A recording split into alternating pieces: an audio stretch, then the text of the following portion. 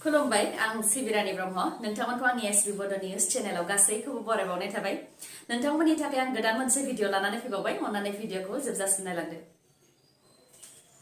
हिरिम्बा सल'माखौ राव सोलायनायनि थाखाय डक्टर इन्दिरा बर'नो साहित्य एकाडेमि बान्था फोसावदों बर' थुनलाइ राव हारिमु आरो सोलोंथाइ बिथिङाव मैखोमै बिहोमा जगायबोनाय आरो बड'लेण्ड मुलुगसोलोंसालिनि बड' बिफाननि डिन डक्टर इन्दिरा बर'नो साहित्य एकाडेमि बान्था फोसावदों जयन्ती गगैनि लिरनाय असमिया रावनि हिरिम्बा सल'माखौ बर' रावाव सोलायनायनि थाखायनो साहित्य एकाडेमि बान्थाखौ फोसावदों हादोरारि बे बान्थानि थाखाय सायख'जानायखौ लानानै गोजोननाय फोरमायथिदों डक्टर इन्दिरा बर' बिथाङाबो थांनाय 2019 मायथाइयावनो हिरिम्बा बिजाबखौ सेबखांदोंमोन होननानै फोरमायथिदों बिथाङा आरो दिनैसिम बिथाङा गासै गां 32 बिजाब लिरबाय आरो माखासे बिजाबनि राव सोलायनाया जागासिनो दं होननानैबो फोरमायथिदों एसामिस रावनि हिरिम्बा सल'माखौ बर' रावाव सोलायनायनि सायाव बिथाङा फोरमायथिदों दि क'क्राझाराव जानाय बिजाब मेलायाव जयन्ती गगै लिरनाय हिरिम्बा बिजाबखौ नुसननानै बिजाबखौ बायनानै न'आव लांदोंमोन आरो फरायहैदोंमोन सल'माखौ फरायनायनि उनाव सल'माखौ जोबोद मोजां मोनदोंमोन आरो बर' रावाव सोलायनो थांखि लादोंमोन बेबायदियैनो जयन्ती गगैनाव गनायथि लानानै हिरिम्बा सल'माखौ बर' रावाव सोलायदोंमोन आरो 2019 मायथाइयाव सेबखांदों आरो बे सल'मानि थाखायनो साहित्य एकाडेमि बान्थानि थाखाय फोसावजानायखौ लानानै गोजोननाय मोनदों होननानै फोरमायथियो बिथांजोआ बिटिसिनि हाग्रा बिफाना मोनसे फेलियर डिपार्टमेन्ट हाग्रा बिफाननि इएमनाव हाग्रा बिफानखौ सामलायनो हानायनि जयगथा गैया बे खोथाखौ बुंथिदों एमएलए रबिराम नार्जारिया मख'नो गोनांदि गसाइगाव महकुमानि सिङाव थानाय सैत्यपुर ओनसोलनि सामेजरा बर'बिल गुगजरा आरो फानबारि गामियाव फ्राय गं 24-25सो न'फोरखौ मैदेरा सिलिंखार खालामनायखौ खौरां लाहैदों एमएलए रबिराम नार्जारिया फोरमायथिनाय बायदिब्ला सामेजरा बर'बिल गुगजरा आरो फानबारि गामिफ्राव थांनाय 8 अक्ट'निफ्रायनो माबासो मैदेरफोरा उदखार खालामगासिनो दङ जायजों दासिम गं 24-25सो न'खरफोरा सिलिंखार जाबाय गं 24सो न'नि मादाव सामेजरा गामियाव गं 3 बर'बिलाव गं 13 गुगजरायाव गं 5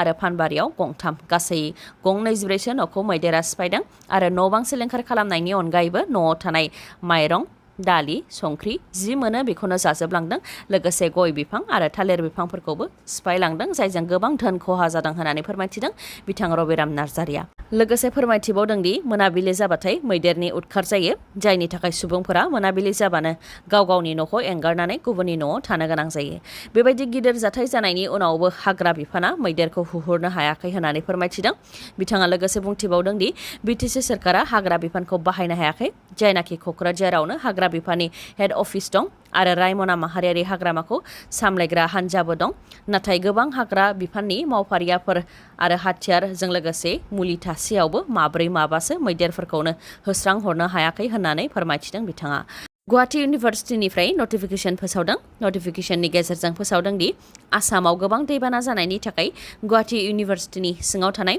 आन्डार ग्रेजुएट 6 सेमिस्टारनि आनजाद जाय दिनैनिफ्राय अदेबानि 25 जुननिफ्राय जानो गोनांमोन बेखौ सोलायनाय जाबाय फैगौ 29 जुननिफ्रायसो आनजादा खुंजासिगोन आनजादनि रिशिडिउल प्रग्रामखौ थाबैनो फोसावनानै होनाय जागोन होननानैबो मिथिहोदों गुवाहाटी इउनिभार्सिटिनिफ्राय बेनि अनगायैबो आनजादखौ खुंनायाव जाहाथे नांगौ बायदि मदद होयो बेनि थाखायबो गुबुन गुबुन जिल्लानि डिसिफोरनिसिम खावलायहरदों खास हा ग्रेजिं लेन्ड आरो वाटार बडिज हायाव थानाय बर'फोरा बिटिआर गोरोबथानि 7.2 दफानि गेजेरजों होखारजागोन बेखौ फोरमायथिदों बड'लेण्ड जनजाति सुरक्षा मन्चनि दैदेनगिरि दावराव देख्रेब नार्जारि बिथाङा क'क्राझार जिल्लानि बड'फा कालचारेल कमप्लेक्सजों नांजाबनानै थानाय 36 बिघा बर'फोरनि हाखौ सेनानै डिसिनि सार्किट हाउस आरो बांला लुनो नागिरनायनि हेंथायै बाटारमारि गामिनि 36 बिघा हानि बिगोमा रायजो राजाफोरजों लोगोसे बड'लेण्ड जनजाति सुरक्षा मन्चआ क'क्राझार जिल्ला बेंगिरिनो गोसोखां बिलाइ गथायदों क'क्राझार जिल्ला बेंगिरिनो गोसोखां बिलाइ गथायनाय बे हाबाफारियाव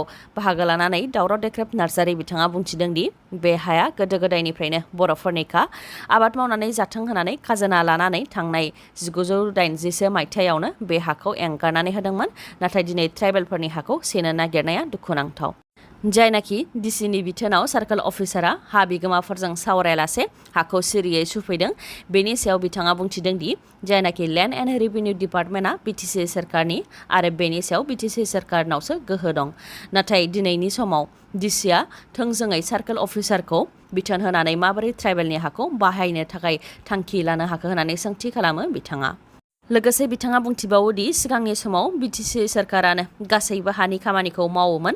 डिसिनो हानि गोनांथि जायोबा बिटिसि सोरखारनावसो गनायथि लाहरनो गोनां जायोमोन। नाथाय दिनैनि दिनाव बिटिसि सोरखारासो डिसिनिसिम उल्थायै हा बिनो गोनां जादों, जाय जोबोद दुखुनांथाव होननानै बुंथियो बिथां दावराव देख्रेब नार्जारिया।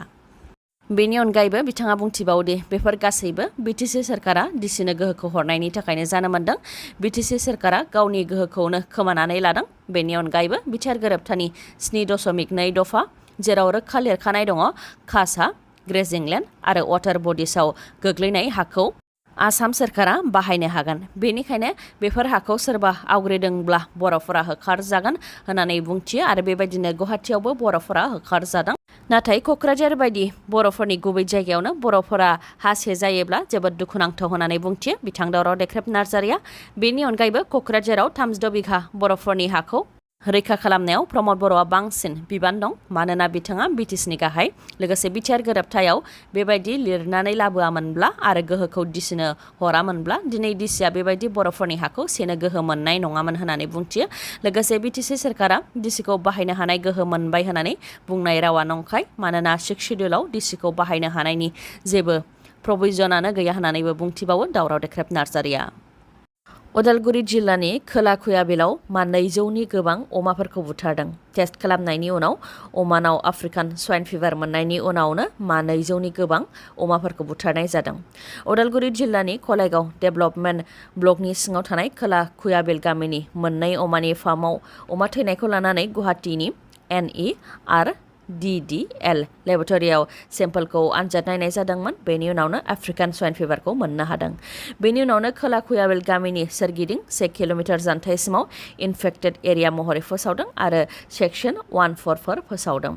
सेक्सन 144 फोसावनाय ओनसोलनिफ्राय गोथां अमा आरो अमा बेदरखौ इनफेक्टेड एरिया फोसावनायनि बायजोआव लांनो मोना आरो बाहेरानिफ्रायबो गोथां अमा आरो अमा बेदरखौ इनफेक्टेड एरिया फोसावनाय ओनसोलफोराव सोनो मोना। बेनि अनगायैबो जिब जुनार रोगाग्रा गारिजोंबो जायखिजाया जिब जुनारखौनो इनफेक्टेड एरिया फोसावनायाव लाबोनो मोना आरो इनफेक्टेड एरिया फोसावनाय ओनसोलनिफ्रायबो बायजोआव लांनो मोना। बे इनफेक्टेड जनाव जायखिजाया सुबुं आरो अर्गानाइजेसनफोरा जिब जुनारनि मेला, जिब जुनारनि बाजार आरो जिब जुनारनि दिन्थिफुंबो खुंनो मोननाय नङा। आसामाव दैबाना जानाया खम जाबायब्लाबो दैबानानि गोहोमा जोबनानै थाङाखै। जुब जुब अखा हाबाय थानायनि जाहोनाव आसामनि गोबां गामिफोरानो दै लोमसावदों, जायजों न' बां खहा जानायनि अनगायैबो लामा दालां आरो आबादथिलिफ्रा खहा जादों। गोबां ओनसोलफोराव दैबाना लोमनायनिफ्राय रैखा मोननो हाबायबाबो गोबां ओनसोलाव दासिमबो दैबानाया खम जायाखै। मिथिंगायारि जाथायजों आसामाव बेबायदि खहा जानायखौ नुनानै तिब्बतनि धोरोमारि दैदेनगिरि दालाइ लामा बिथाङा चिफ मिनिस्टार्स रिलिफ फान्डआव 10 लाख रां अनसुंथाइ हरदों। लोगोसे आसामाव दैबानाजों गोबां सुबुंफोरनि जिउ खहा जानाय आरो धोन सम्पति खहा जानायखौ लानानै बिथाङा गोथौ दुखु मोननाय फोरमायहरदों आरो बे दुखुनि समाव खैफोदाव गोग्लैनाय सुबुंफोरजों गसंफानो थाखायनो बे 10 लाख रांनि अनसुंथाइखौ होनाय जादों होननानै फोरमायथियो धोरोमारि दैदेनगिरि दालाइ लामा बिथाङा। दालाइ लामानि अनगायैबो आसामनि दैबानानि थाखाय भारतनि गोजौ थाखोनि दारिमिनगिरि रिलायन्स इन्डास्ट्रिनि मासिगिरि मुकेश आम्बानी आरो बिथांनि फिसाज्ला अनन्त आम्बानीआ चिफ मिनिस्टार्स रिलिफ फान्डआव 25 कौटि रां अनसुंथाइ हरदों। बे खौरांखौ टुइटारनि गेजेरजों डक्टर हेमन्त बिश्व शर्मा बिथाङा मिथिहोदों आरो आम्बानी नखरनिफ्राय होनाय बे अनसुंथाइजों आसामाव गोलाव सम रिलिफ होलांनो हागोन होननानै फोरमायथिदों।